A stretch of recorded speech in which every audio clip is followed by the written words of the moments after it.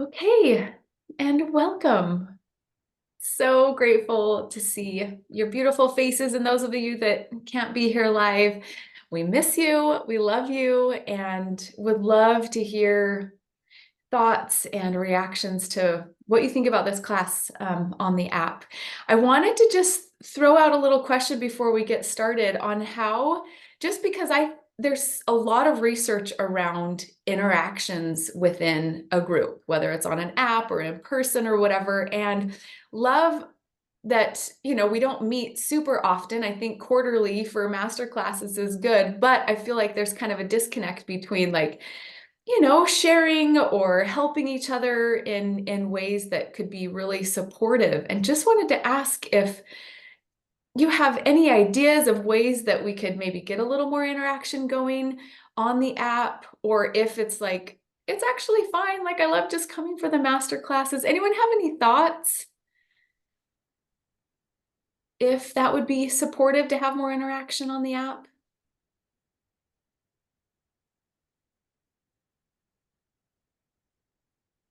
Or it kind of just feels like this is a good personal support to have meditations and classes. Because I don't want to push the interaction on the app if it's like, don't really need it. I mean, I feel like, sorry, No, go, Kara. um, I I feel like I'm terrible at it, and maybe I need to fix my notifications because I don't get notifications unless um I go specifically in to look at it. So I should probably fix that. But so I feel bad saying anything because I'm not great at it, but I don't know. I feel like maybe a follow-up question or something to ponder or something to share. I don't know. I feel like I would definitely appreciate more interaction and more opportunities to share in the app. So that's my two bits. Awesome. And you can, in your notifications, switch that so that you do get notifications um, in your settings. Because, yeah, I hadn't done that at first either. Okay, maybe like a question, a prompt, or something around the meditation or the class. Thanks, Kara. Were you going to say something, Rachel? I was just going to say, right now, I feel like I have like many different apps that I have to have for my kids and that I need to have notifications turned on for that I don't want to have notifications turned on for. And so it's like for me right now, it's a good place how it is. But that's just like me. I don't, yeah, Awesome. it's a little Yeah. sports and band and things like that. It's like, okay, I'm done hearing about all those things. So Yeah. I'm in a Totally. good place. But Good feedback. Anyone else?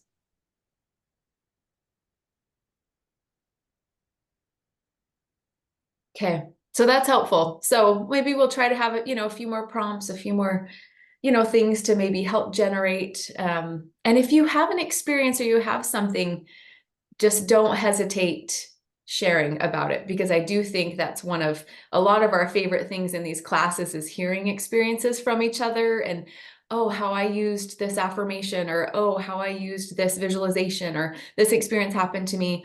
So feel free to share, because I think it will only benefit and help us all just grow and develop our personal practices. So And can I just add that if you are struggling with something, there are so many ways that we would love to help. Like if there is even just a specific experience that you're struggling with that you could use a meditation for, or that you could just use help, like how would you use gratitude in this situation, or how would you use awareness? Like, I'm struggling to even know what I'm feeling here. Um, you can direct message Jessica or I, and we can share it with the group as an anonymous comment, or like, hey, we have someone in the group who's experiencing this, how can we help, or what would you do? Or it doesn't have to be shared, or you can go on and share that, like, this is hard for me right now, what can I do, or what would you do?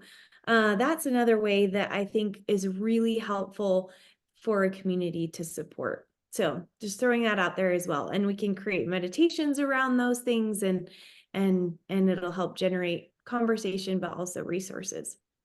Love that. Yes, please bring your questions. I know I need an affirmation for this, but I can't quite nail down the right phrase. Yes, such a good suggestion, Kim. So let's use each other. Love that.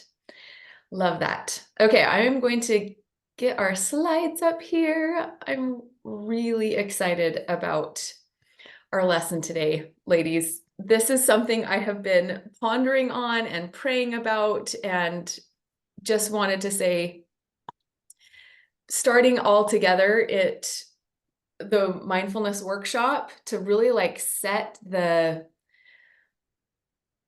spark our understanding and knowledge of these tools of mindfulness and meditation. So I just wanted to share, in case you didn't know, that we are doing another one this fall, start September 10th.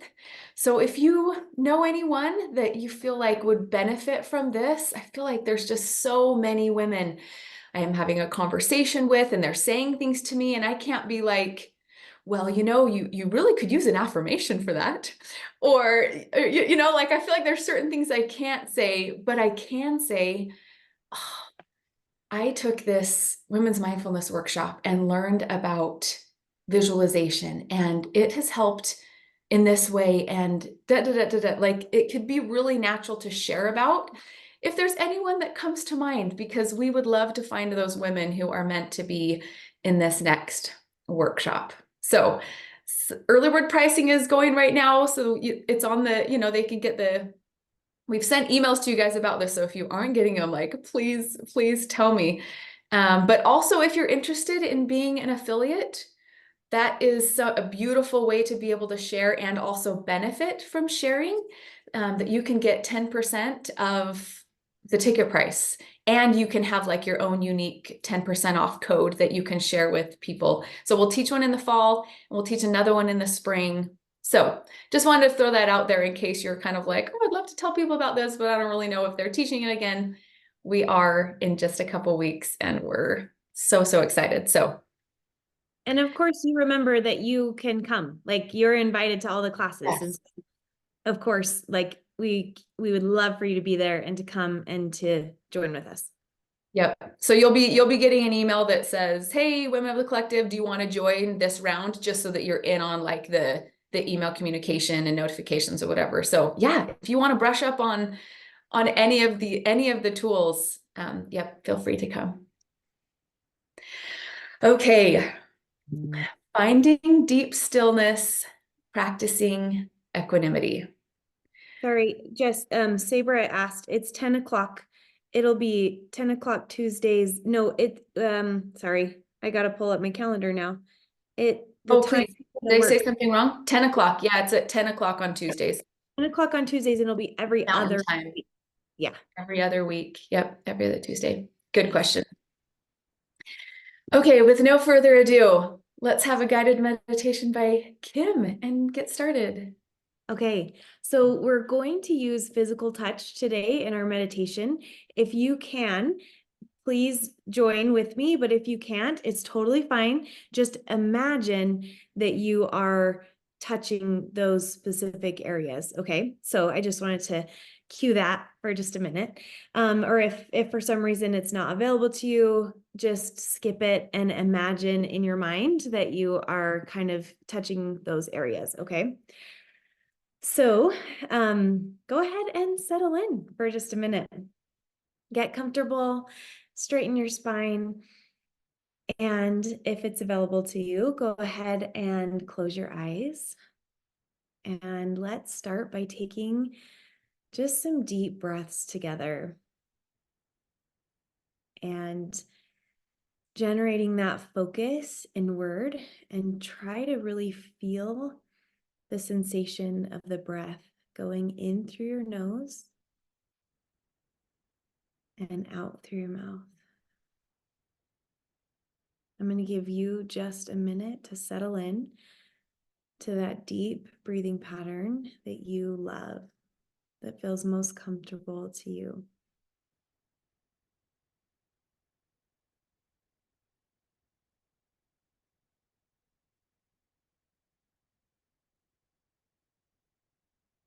Lengthening the inhales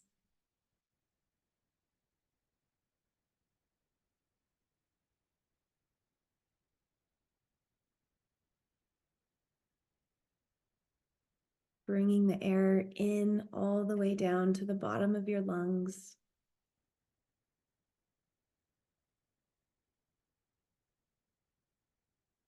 And releasing.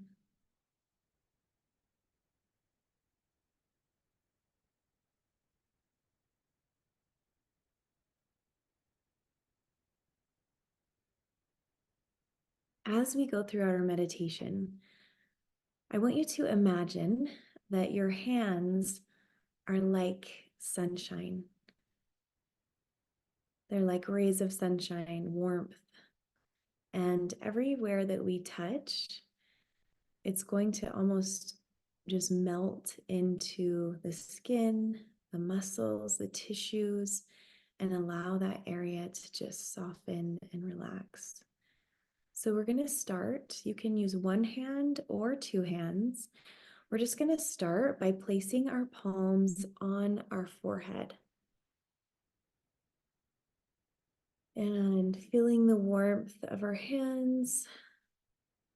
Just imagining your mind, your brain, all the muscles in your head and spine just relax. Relaxing into that touch.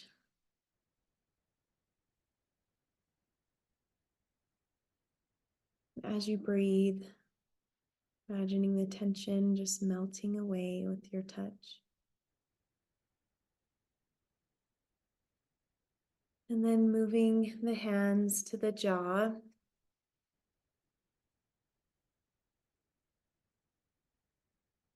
Breathing into that area.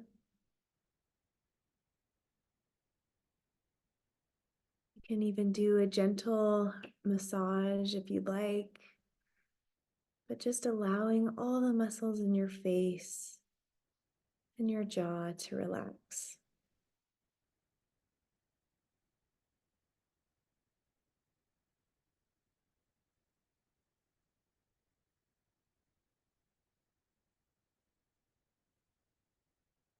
And then moving the hands behind the neck. Breathing into that area, allowing the neck to relax. And you can massage that area if you'd like.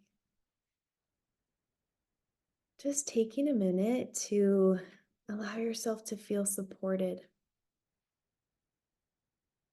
Allowing yourself to feel loved, taken care of. Reminding yourself that you've got a friend. And moving the hands down to the lower part of the neck, on your shoulders.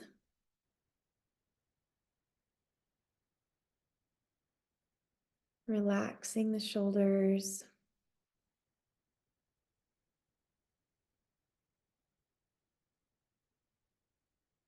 And crossing the arms, putting the hands on the biceps.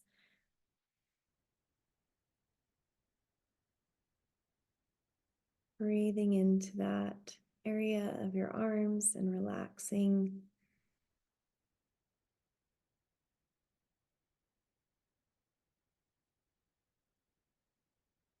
And placing one palm on your heart and one palm on your belly.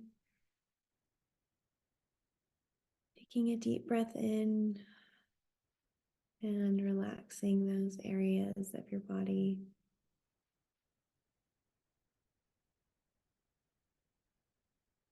Letting go of any tension, letting go of any stress,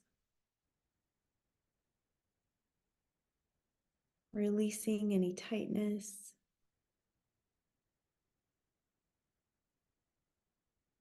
And this time, as we breathe in, inviting space and light and love.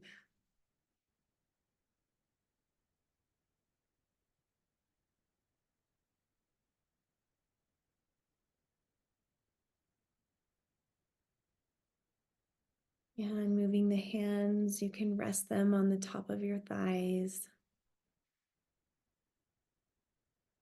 And inviting the legs to relax, inviting the thighs to relax all the way down to the calves, to the toes,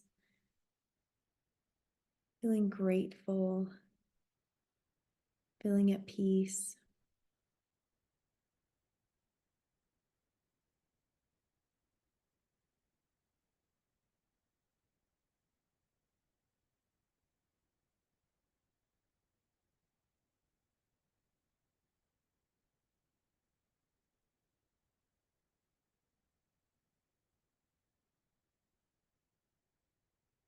And then noticing if there is any area in your body that needs a little bit of extra attention. Maybe it's your lower back, maybe it's your hands, maybe it's your chest, but just giving wherever you need a little bit more attention, breathing into that space and allowing your body to fully relax. Melting into your chair.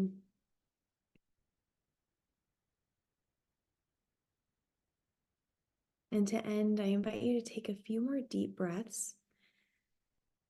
But instead of relaxing, focusing on relaxing, I want you to focus on opening up space in your mind, opening up space in your heart, opening up space for new learning and for new growth and for new light. So as you take a few more last deep inhales, opening yourself up to possibilities, to light, to knowledge, to growth.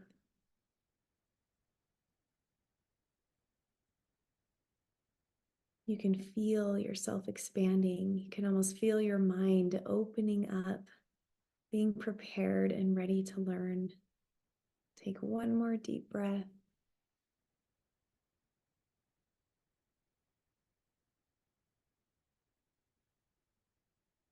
And go ahead and blink your eyes open. And here we are, ready to learn. Thank you. Thank you so much, Kim. I'm gonna invite you, we're actually gonna do a bit of meditation in our lesson today. And so stay comfortable. This one's just gonna be very short, but I just wanted to invite you to go with me on a little walk to just set the stage for our lesson today. So stay in that comfortable position, and if you need to adjust anything, if you want to change positions, but like I said, this will be short. But this is just a little bit of a visualization, but I want you to just really practice your focus and see if you can really imagine what I'm describing. Use all of your senses, your sound, smell, touch, your thinking mind, your feeling body. So close your eyes if you'd like. I'm just going to invite you to go on a little walk with me. Just invite you to put on your tennis shoes and walk out your front door. You can imagine the street you live on. You can imagine a trail you love to walk on. You can create wherever you want to be walking on. Maybe you're at the beach, maybe you're on a trail. Just take a minute and decide where you want to walk.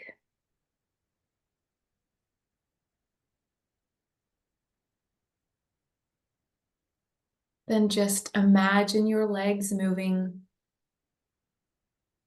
As you're walking, maybe roll your shoulders. I like to do when I first start on a walk, just to help my body feel alive.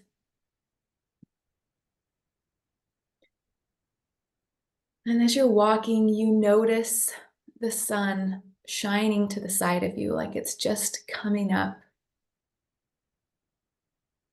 And notice how that sun feels on your skin.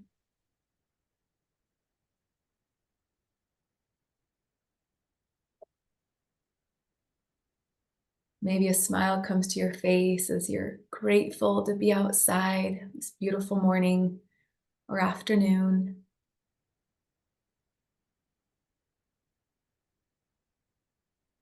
And then take a minute to notice how the air feels around you. Is it kind of cool? Is it warm? Is it humid? Just take a minute to notice how the air feels around you.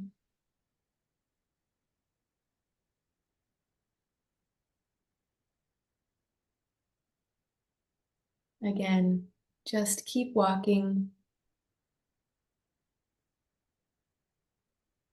Now I invite you to notice the birds that you hear. What does it sound like as you notice maybe flying above you or in a tree that you pass? Maybe there's more than one bird.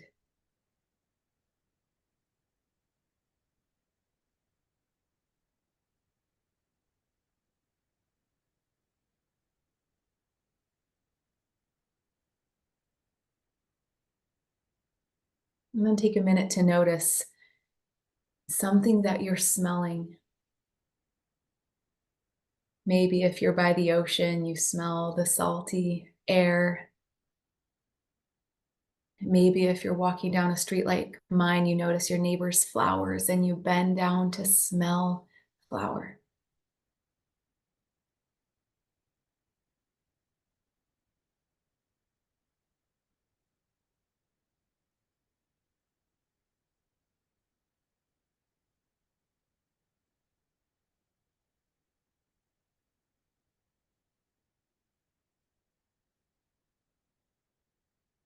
Then maybe you turn around and you start to walk a little quicker as you head back home.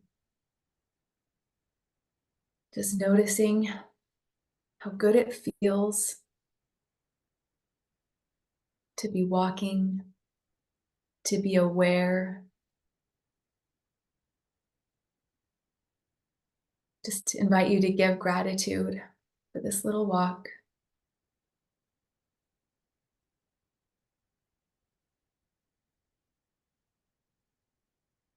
Walk back in your front door.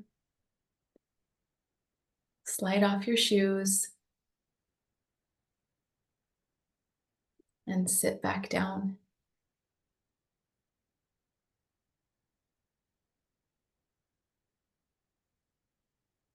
You can gently open your eyes as you come back to greet the class.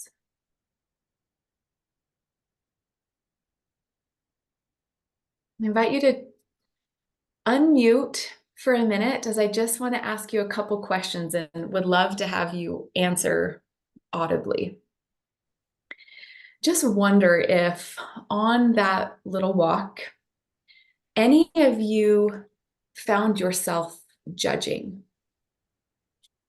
When you felt the sun, did any of you have thoughts like, oh, it doesn't feel very warm, or why is the sun this, or why is it that? Did anyone notice any judgmental thoughts about what you smelled, saw, felt?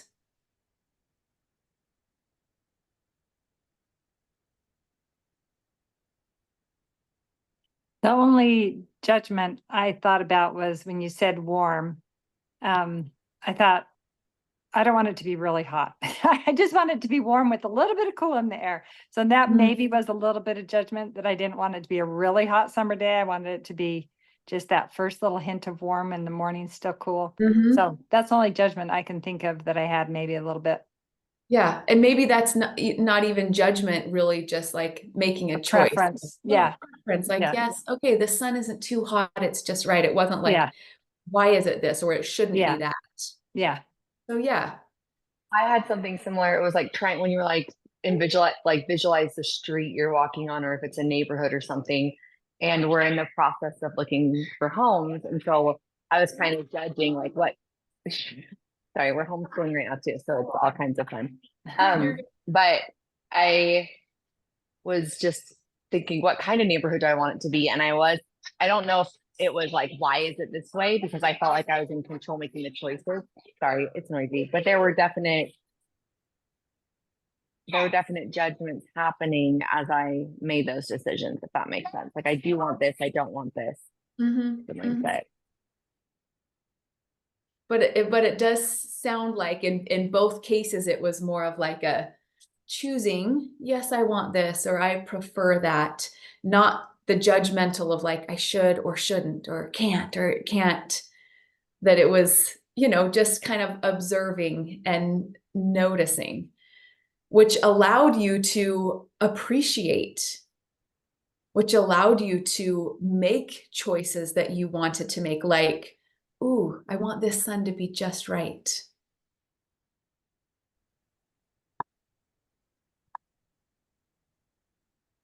So I want to invite you as we go through this lesson, notice the pictures that I've chosen to go with some of these slides and see if you can find what that has to do with what we're talking about today.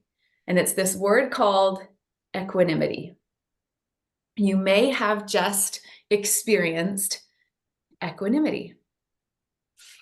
Equanimity is being in a state of non-interference, a place where the mind is not judging, the body is relaxed despite what's happening inside of you or outside of you.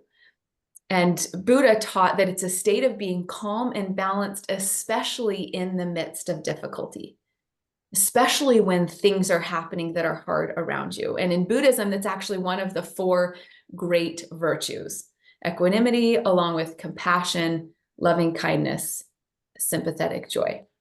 And I like this definition. Thich Nhat Hanh, who was a Vietnamese leader of meditation, he says that this word in Sanskrit, upeksha, means non-attachment, non-discrimination, even-mindedness, letting go. And he breaks it down to mean the first part, upa, means over, and iksh means to look, as if you climb the mountain to be able to look over the whole situation, not bound by one side or the other.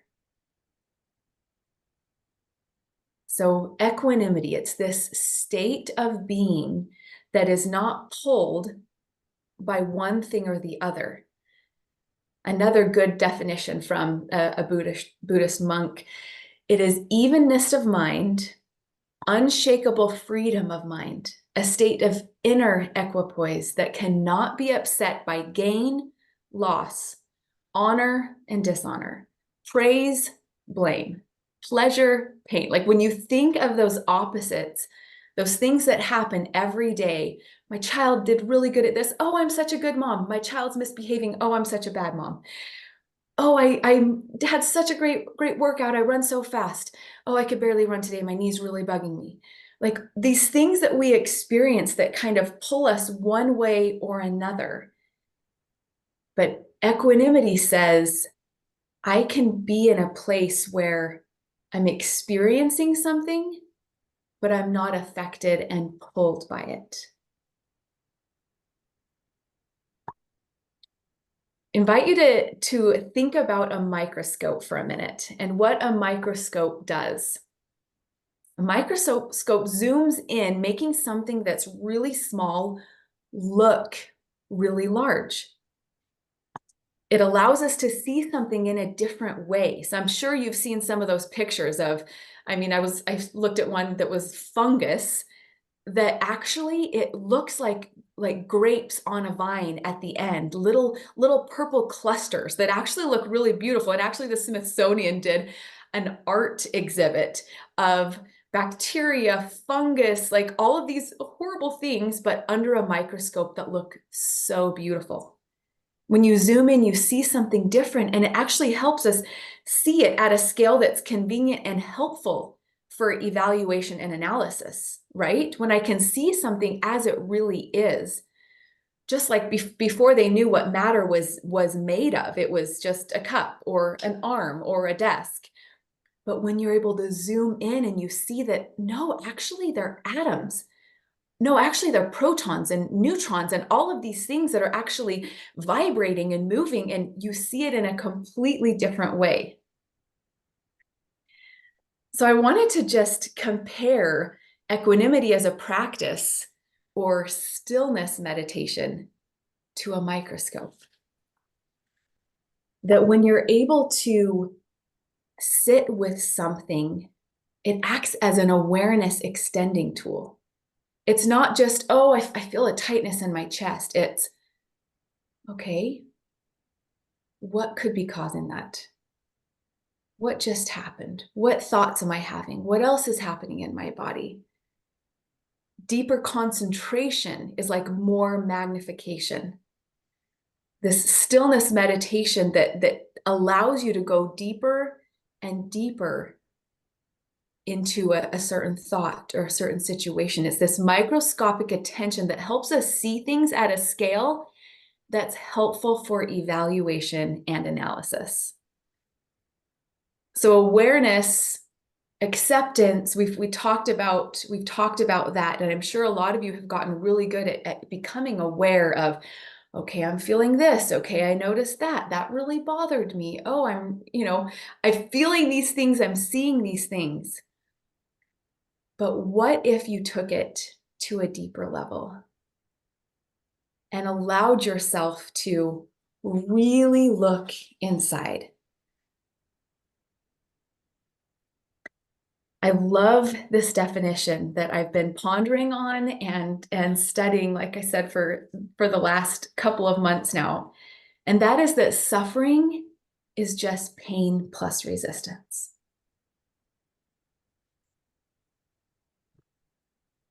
Just invite you to think about that for a minute. Do you agree? Do you disagree? Suffering is pain plus resistance. That there are things that happen that only when we add resistance, and the definition I found that I like the most is that resistance is an unconscious unwillingness to open my awareness to an inner truth.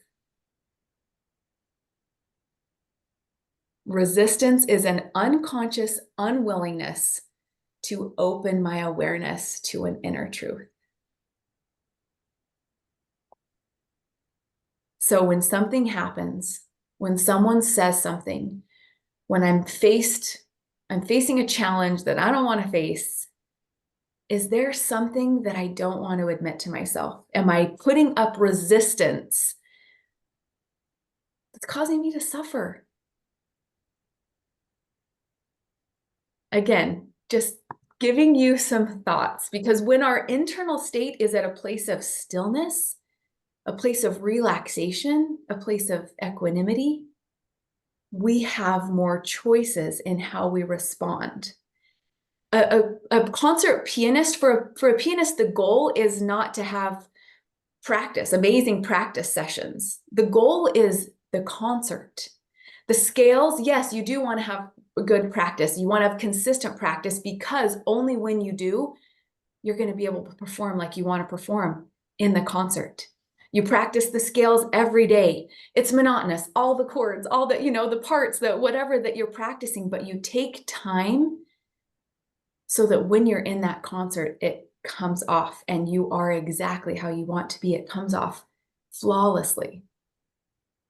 That's why for deep stillness meditation, that's the why for deep stillness meditation, for practicing equanimity, so that then when you're in those situations where something could totally set you off, you act the way you want to act. So a couple of quick examples. We had a family reunion this summer, and we do this thing, we've done it for the last several years. It's become kind of a tradition where it's called like the walk up song night, where we have a big dinner and then everyone has submitted a song to whoever's in charge that's their walk up song. So once your song starts playing, you come up and they kind of highlight you in some way. Sometimes we'll just have you answer a question, what's the thing you're most proud of that you did this year? Or we'll just, collect a little something about them. And the kids really love it. And the adults sometimes do some really amazing, really funny things. Like my brother one year, he was behind the garage and the garage came up slowly, and he had tap dance shoes and legging or clogging shoes and leggings and like did a little Irish, like very funny. He's like a BYU football player doing an Irish dance. It was hilarious. Anyway, so it gets really funny. But for the last couple years, it's just been kind of like the reunion hasn't been quite as big or quite as planned. And the walk-up song was just kind of for the kids. So not as many adults did it. So before our reunion this year, that was again like kind of a last minute, like, let's just do it. It wasn't as planned as years past. And so my mom said, I hope some of the adults are going to do something. Well, none of the adults had really planned to do something. So a few were just like, oh, I'll throw something together. And all the kids, of course, have planned. Like some of them planned it together. They've been working on a dance for like the whole month or whatever. So I was like, I should do something. And I was like, I'll just do a little moment of stillness, a moment of meditation. Like, some of my sister-in-laws and sisters, practice meditation and appreciate it, whatever. So I'm like, I'll just do that. That'll just be quick. So I get up there in front of everyone and I'm just like, okay, for my minute, I just want to invite you all to close your eyes. And one of my kids goes, oh, Mom, I'm not doing meditation. And then one of my other kids is like, I'm not closing my eyes, Mom. And I'm like, my kids are ruining this moment. And then I'm just like, just take a deep breath. I just kind of said something. One of the other cousins is like, where's the music? I can't hear anything. Like like they just started saying stuff. And I was like, my kids ruined this. And it was like, not a big deal. But I was like, I just felt completely deflated because it wasn't supposed to be a big deal. It was just supposed to be a moment of relaxation for everyone. And anyway, so it gets towards the end and one of my sisters gets up and she's like, okay, I wasn't going to do anything. But because Jessica did something a little different, I got the courage to get up and I've been working on this poem. And she recites this really inspiring, really cool poem. I need to make a note to like ask her what it was again, because I really wanted to memorize it too. And she's, it says this amazing poem and it was really cool and really great. Well, a few weeks ago, for whatever reason, that came to mind again. And I was like, my kids totally ruined that moment for everyone at the reunion. And I just started going off about how much I disliked that my kids were the reason that that moment was ruined. And then I've been studying equanimity and practicing this meditation. I sat there and was like, oh, okay, wow. I really let that affect my emotions and my thoughts and whatever. And then the thought came of my sister saying, I wasn't going to do anything, but because Jessica got up, I had the courage to share this with all of you. And I was like, that's what I'm going to remember. That's what I'm going to focus on. And was able to completely let go of the thoughts, the feelings around how frustrated I was about my children. The thought leaders in meditation and mindfulness, if you study some of these Buddhist monks, a couple of books that I've been reading, they talk about this as a practice so that what took me several weeks, having to sit down, having to digest and choose to think of something else and focus on, I'm just going to focus on that Lizzie shared that amazing quote or amazing poem. When you practice this equanimity enough, that space shortens and you can do it in the moment. The other one that came to mind was, I feel like it's been for years, for however long, my kids will ask me what we're having for breakfast the next morning or what we're having for dinner that night. And I very much dislike when they ask me because almost every time I tell them what we're having, I get, I don't like that. oh, lentils again. Oh, whatever response they have. And then I get all bugged and like, oh, my kids don't even appreciate I'm trying to make healthy food for them or whatever. But again, I'm studying this and it got to even where like just a few weeks ago, I would just be like, I'm not telling you. I'm telling you what we're having for dinner because I don't want your reaction. But I started practicing. I'm going to tell them what we're having for dinner. And I am excited about that dinner. I know my husband's going to like that dinner. I know my older kids are going to like that dinner. Grateful that I'm making dinner for you. I just chose the thoughts that I was going to have, chose to bring love into my heart. And so that when they asked me and I told them, their reaction didn't even affect me. A state that we can get to once we recognize what we're resisting. Now, I don't think we're going to like solve all of our problems today in this class, but I wanted to invite you to sit for a minute. And it might feel uncomfortable, and I'm going to invite you to like not have any expectations, but I'm going to set a timer for a silent meditation. Some of you have probably heard of people that go on these retreats, a 3-day, a 7-day meditation retreat where they sit in silence for the whole day. Kara, I think you said you did one. Am I right? Anyway. Yes, I did. Sorry. You did. That, okay. I did a year ago. I did a 7-day. Okay. Maybe you want to comment on this now or later, but was it like complete silence where you just sat in stillness? It was mostly silent. So we spoke to each other just if we needed, just in necessary situations. And then we did a lot of different meditation types. So some of which were voice dialogue. So it wasn't 100% completely silent, but I would say probably 90%. And all of our beginning meal and our ending meal were not. And then all of the rest of our meals in between were silent meditation meals. And how did that feel? Do you want to give any commentary about like being in stillness for that long? It was my first experience doing that and it was really, really challenging at the beginning. And also we had a COVID outbreak, which threw a big wrench. And so anyway, which, we all have a lot of feelings about that. So I think it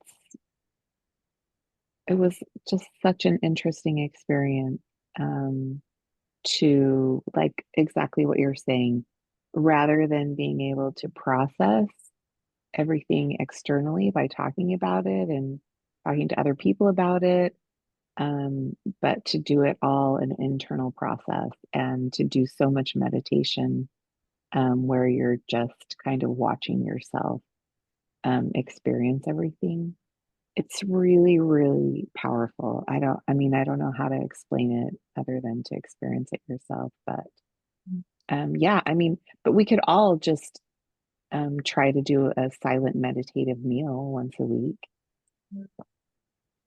and just try to experience every flavor and like it just totally opens up all of your senses when you're not, a running commentary constantly in your own brain or with other people. I don't know. Did that make sense at all?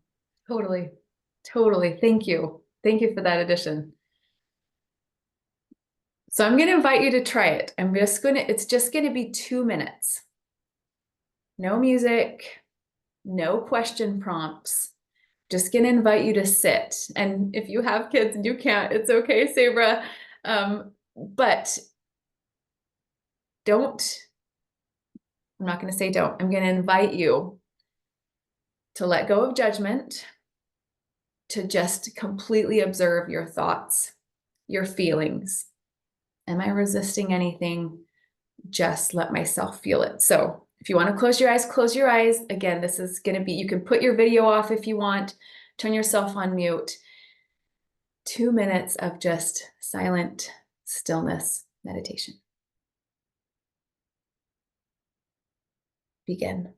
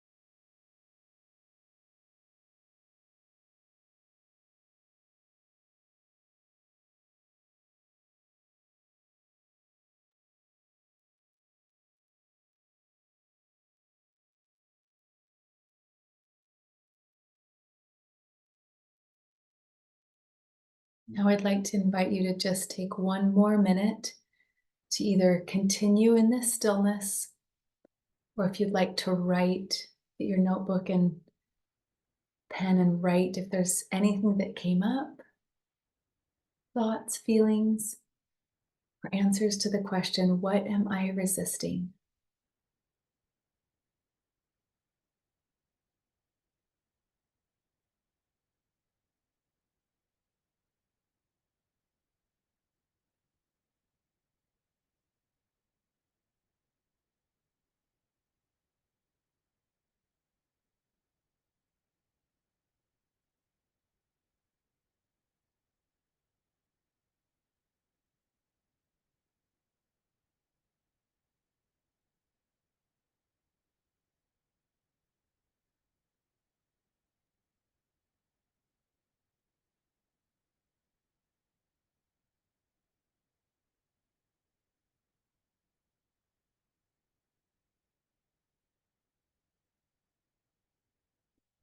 Beautiful job, everyone.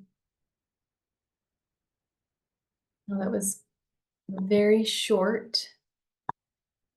Ideally, you want a good 5-10 minutes, at least for me, before I can even get into a place where I can really quiet down the noise.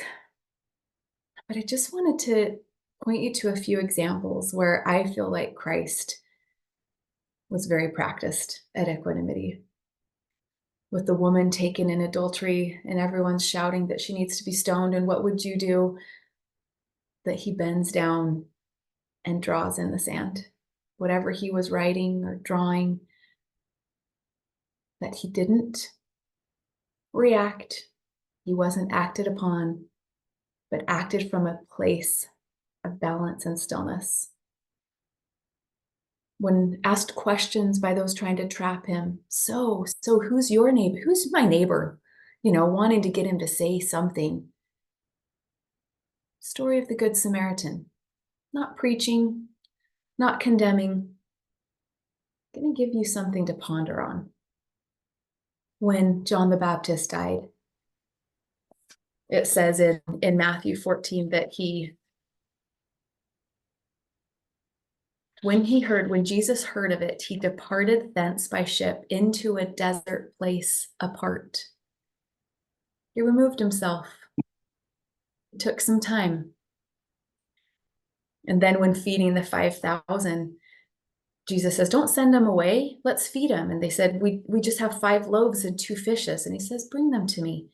And he commanded the multitude to sit down on the grass. He took the 5 loaves and 2 fishes, and looking up to heaven, he blessed and brake and gave the loaves to his disciples. I have to think that wasn't just a quick, heaven check, that there was a lot more space within that knowing what to do next moment. Jess, can I share just, you brought up, even from the very beginning, the suffering equals pain plus resistance. I couldn't get that out of my head. And I kept saying, what is the difference between pain and suffering? Because we all experience pain, whether it's physical or emotional. That's something that's why we're here on this earth, is to experience the good and the bad and this holistic life. And then I thought about suffering, and it seems as though suffering is how we interpret or internalize the pain that we go through. And when you bring up the example of Jesus Christ, he experienced the greatest pain anyone could ever experience, but he didn't, I'm still like working this through, but it wasn't necessarily suffering because he interpreted it as being a savior of all mankind, as being, he reacted to the pain with love and purpose. And so he was able to practice equanimity in excruciatingly painful time that anyone has ever experienced. And I think about that, and I felt like, oh, you have to share that, because I think so often we're not trying to push away pain. We are embracing that is part of life, that we will feel pain, that we will suffer, that we will feel, emotionally, physically. But it's what we do, it's how we interpret that pain. That is how we find equanimity. And I think Christ obviously is a perfect example of that. So anyway. That was the perfect, beautiful addition, because I feel like that is perhaps the quest of life. David A. Bednar said, I pray the Holy Ghost will enlighten each of us as we consider a higher and holier dimension of stillness in our lives, an inner spiritual stillness of the soul. We all know the verse, be still and know that I am God. Like, this is more than just a guided meditation. This is really taking time to be still with my thoughts, with my heart. And I love that he says the Lord provides us both sacred times and holy places to help us experience and learn about this inner stillness of our souls. And I think and hope over the next week, you'll have some ideas come to mind for you, and would love to open it up to discuss. I think we're comfortable enough that we're all open to sharing with each other, but wanted to throw a few ideas out there to get your mind going. Do I take advantage of having a Sabbath day, a day of rest? The places of worship I go to, are there times of stillness? Nature, do I have a place in my home during taking a sacrament? Do I have a personal study? Like, where and when do I have built into my routine for stillness? And thinking about how intentional we have to be, because our world does not have this scheduled in for us. For our grandmothers, when they did dishes, they just did dishes. They weren't listening to something. They weren't, I mean, unless kids were around, but if it were, doing the laundry took a long time. It wasn't just throwing it in the washer. They had to scrub, and there was space and time. When they were ironing, like, just think of all of the things that were part of life back then. And now we have to plan in time. We have to choose that while we're at our Sabbath worship or partaking of a sacrament or whatever we're doing, to actually sit still, to give space, to take time, to put forth effort, and to practice non-judgment, to really get into that deep stillness.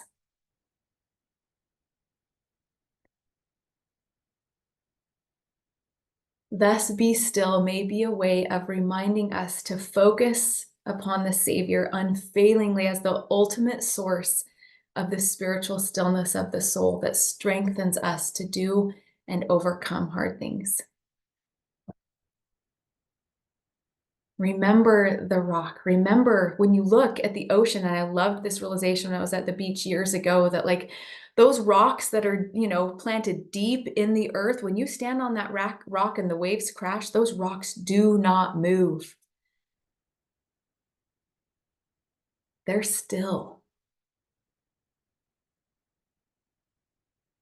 So as I extend the challenge to cultivate equanimity, just love this final quote, that to cultivate equanimity, we practice catching ourselves when we feel attraction or aversion before it hardens into grasping or negativity.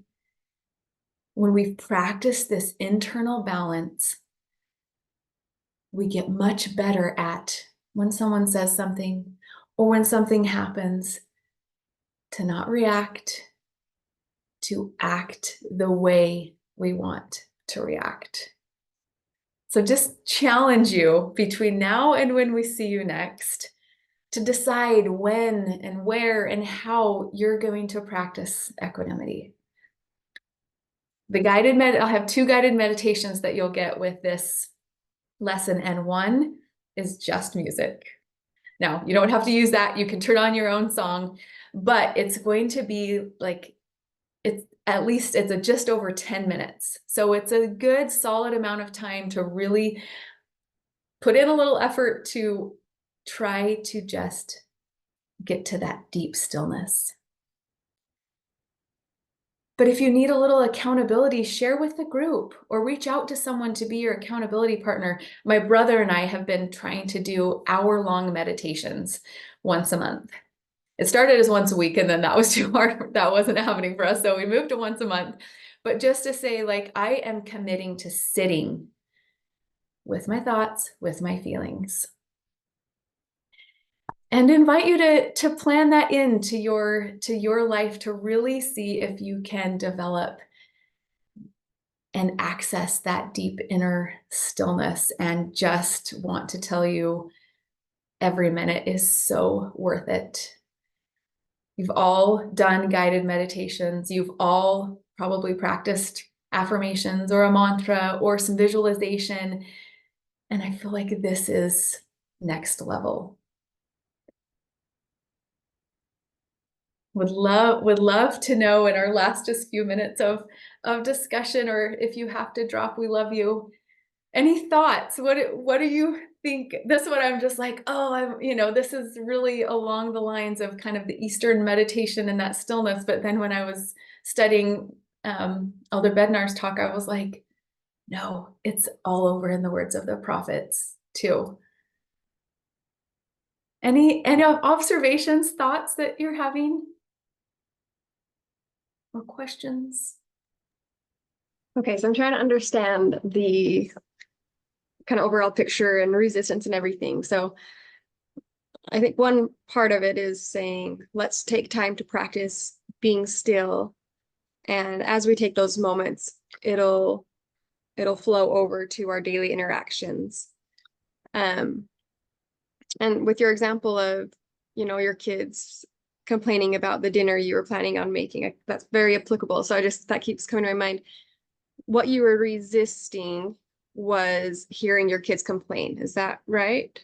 Mm-hmm. Okay, so then you changed that, knowing that they were still going to complain, but you changed to not focus on the complaining, but rather, I'm grateful for this meal. My husband's going to be grateful for it as well. Like just kind of changing where the thoughts went, what you held on to. Yes. So it's that, the thing that was happening, my kids are complaining every time they ask me what I'm making for dinner.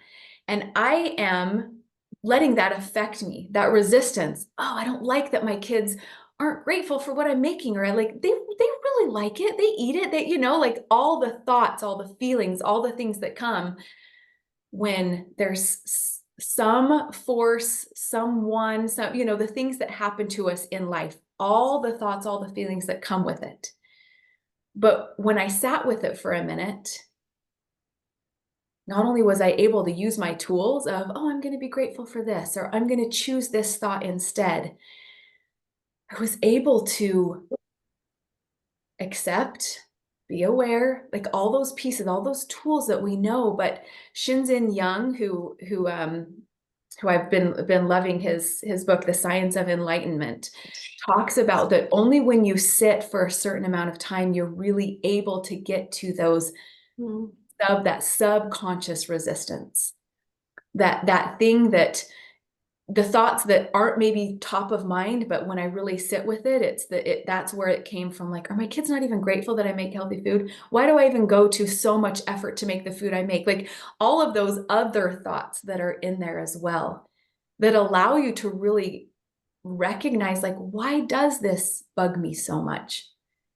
Why does this bother me? Like there's that's a very, a little example, but I think there's so much underneath so many of our interactions that we never really take time to sit with to allow us to really get to what the deeper issue is, that then allows us to remove that resistance and okay, I can choose this instead.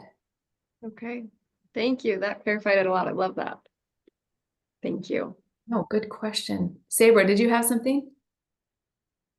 Yeah, if I can be a little bit vulnerable, something that I've been struggling with, and I think it's a cultural shift within particularly women around my age in the church, is this struggle and feeling like I made decisions based on, I think I did. I made decisions based more on fear or shame or judgment a lot in my youth rather than making them based on love or trust. And that's how I wish I would have made choices. Like I made all the right choices. I just don't know if I made them always for the right reasons. And the thing I love about equanimity is it's both allowing me to sit with that and process that in, I think, a healthy way, but also recognize the choices that I still have moving forward.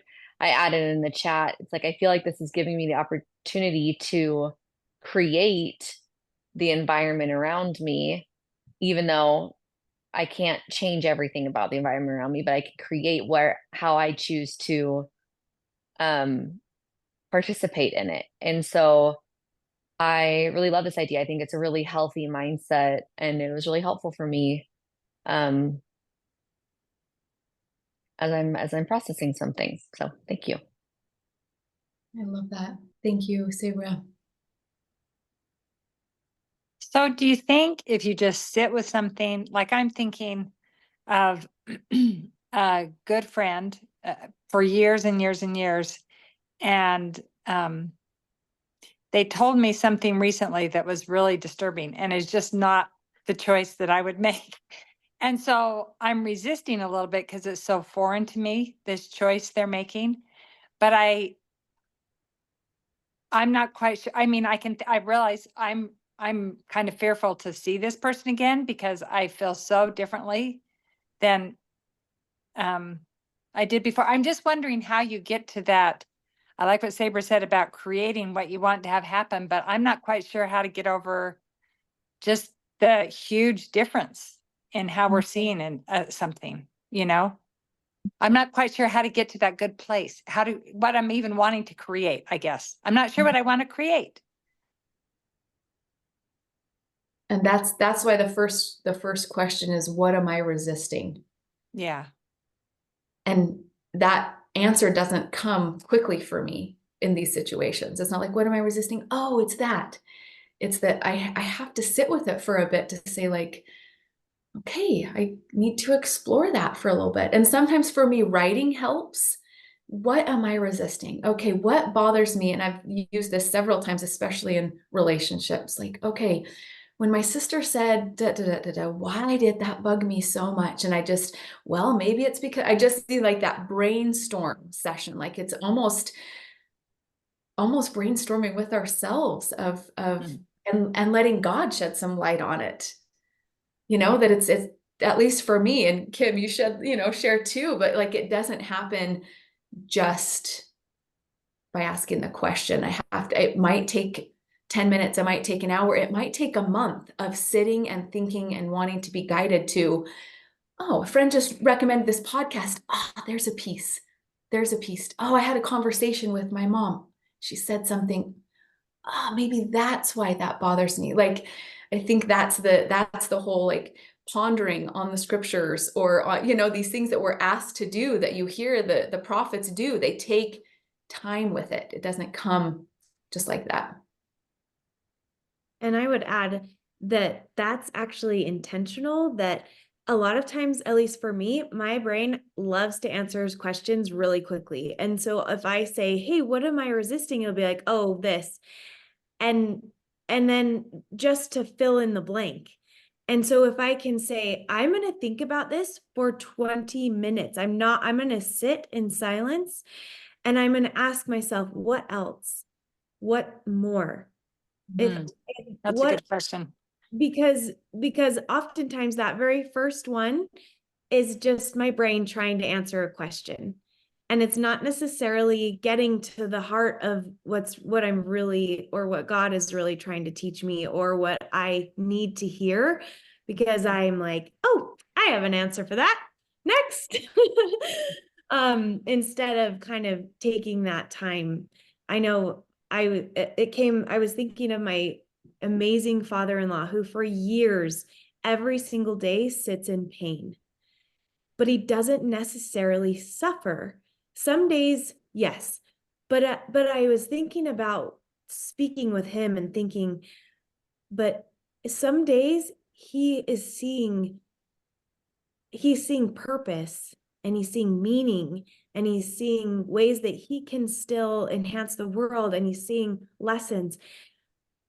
And those are the days when he feels better, when he feels progress, when he feels light. And there's other days where it just swallows him whole. And so I thought, so it's so interesting. And maybe this is just my own thing, but that we can have pain without suffering. And that question of sitting in stillness and really determining, what is it that I am resisting here? And like, these aren't quick mindfulness practices. These, like Jessica said, these are deeper. I really want real change. Like, I really want to, it's that, like, I am clay, mold me. Like, it might hurt and it might not feel great, but what is it that will help me to become more like you? And it's the understanding. It's the learning the mysteries of the kingdom. It's the like that next level. And the talk by Elder Scott came to mind when you were talking, Kim, of where he said, like, I'm asking this question that I need revelation on, and Is there something more? Yeah. Yes. Oh, is there something more? And is there something more? He said it was like 3 times that then he got what, he got something here and he got something here, but what he got here, that's the meat. I like the question, is there purpose in this? Finding meaning in the experience, assuming that everything that we have gives us experience and helps us grow. Yeah. Thank you. Of course. Anyone else? Beautiful insights and questions. I could share. Thank you for teaching this class, this principle. I've been studying for the past 2 years and been really trying to understand a Christian language around this equanimity principle and how to kind of understand how the two different minds merge. In fact, at that retreat I went to last year, I asked the teacher because we were able to have little check-ins with our teacher. I actually asked him, like, give me Christian language around equanimity. Like, how is this a Christ like attribute? And his answer was the garden. The garden is the example of Christ experiencing equanimity and you know, acknowledging I don't want to experience this, and then going through that process of accepting and experiencing.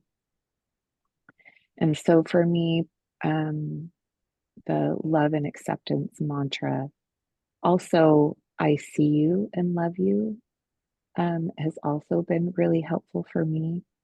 And maybe I'm like, I don't know, maybe I'm off of what other people are experiencing with equanimity, but for me, it's really come to mean that I see myself and my emotions and experiences, and I just pour as much love and acceptance into those as I possibly can.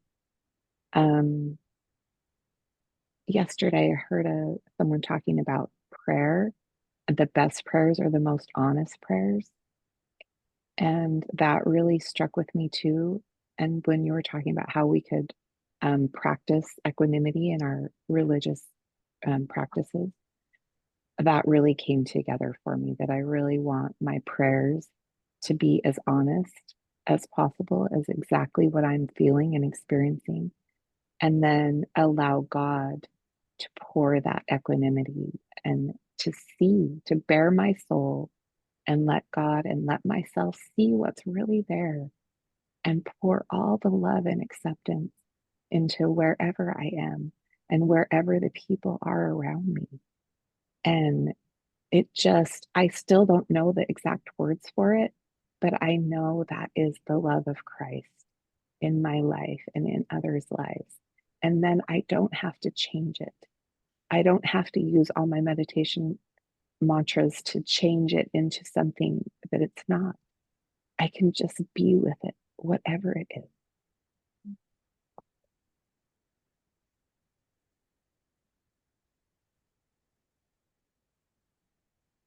That was so beautiful, Kara. Thank you.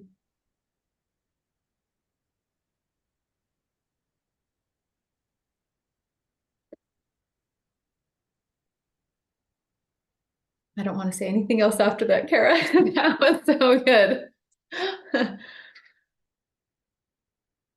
Well, so grateful to be with all of you today, and just sending you so much love and gratitude and cheering you on to all of those depths and levels of whatever you're needing right now. Thanks so much. Thank you. This has been great.